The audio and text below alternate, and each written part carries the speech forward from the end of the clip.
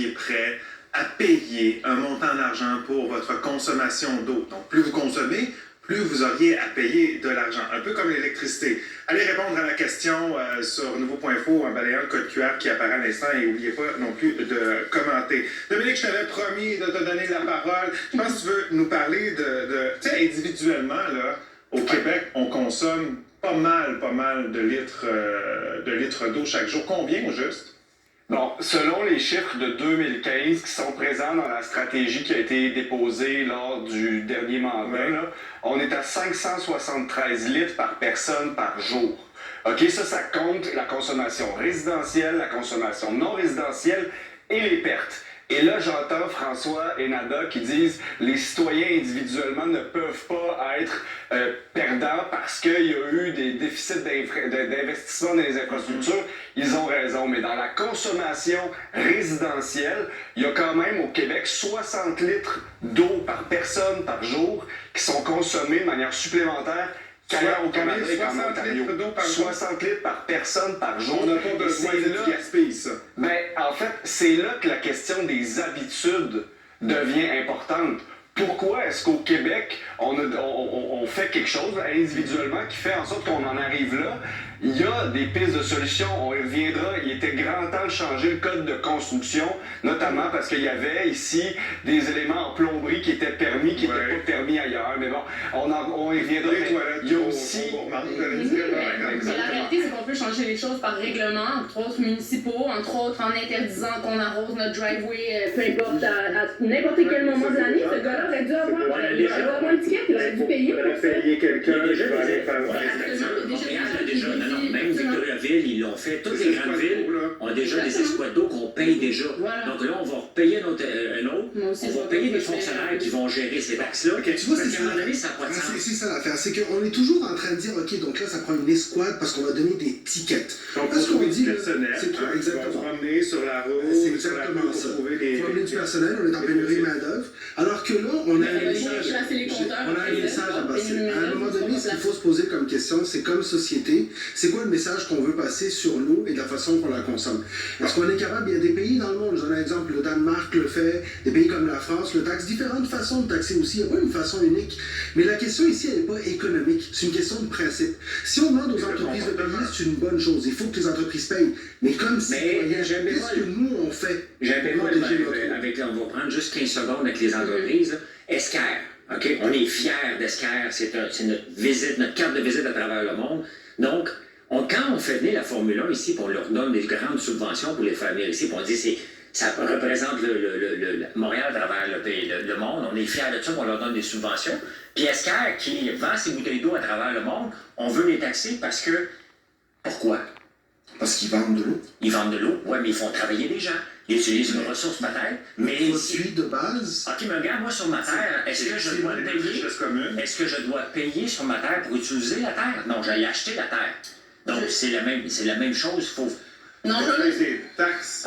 Deux choses. Attends. Des taxes municipales sur ta terre. Oui, mais maintenant, j'avais une source d'esquerre sur ma terre. Puis je dis, je pourrais l'exploiter.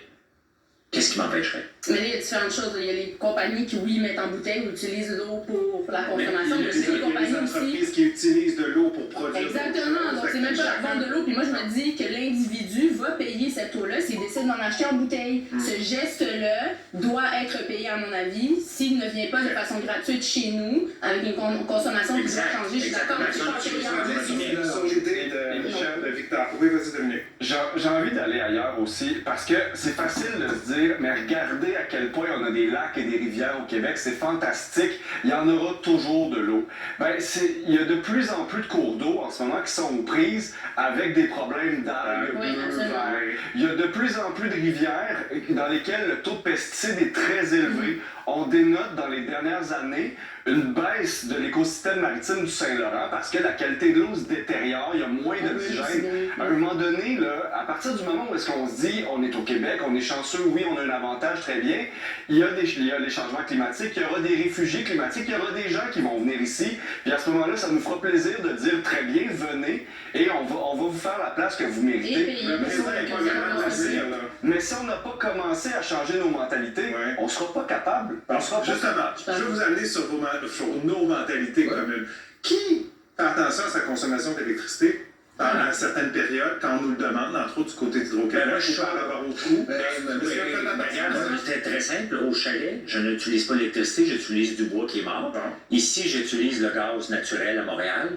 Donc, pour me chauffer. Parce que c'est moi, j'ai grandi en France où l'électricité coûte 3 fois le prix d'ici. Ouais. Mon père, à chaque fois que j'allumais la lumière, j'allais laisser allumer, me disait, ferme la lumière. Aujourd'hui, je paye un tiers de ce qu'il payait, mais je fais la même chose. Parce que c'est une habitude qui s'inculque. Et c'est quoi qui amène ces habitudes-là? C'est le coût. Lorsqu'on laisse un robinet couler, ça a un coût. Mais c'est pas juste le coût, c'est une question de... Moi, tes gars, ils ont tendance à laisser toutes les lumières allumées. Je vais arriver tantôt chez nous, tout est allumé. Je lui dis tout le temps, fermer les lumières, puis j'ai été élevé comme ça aussi. C'est une question de pas gaspiller, de pas payer pour rien. Mais j'ai un truc quand même. Oui, sauf que, ado, on a tous pris des douches interminables où on a consommé énormément d'eau. Hein?